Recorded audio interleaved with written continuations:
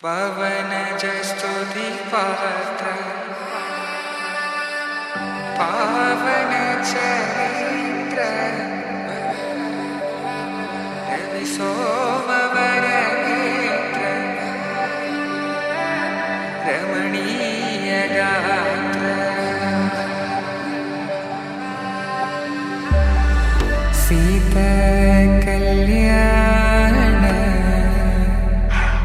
Vaibhogame Rama Kalyana Vaibhogame